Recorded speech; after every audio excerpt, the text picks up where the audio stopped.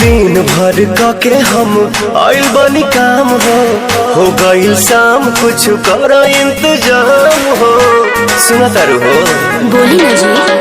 हाँ। दिन भर के हम आइल बनी काम हो गईल शाम कुछ कर इंतजाम हो। दही में दम रही तबेला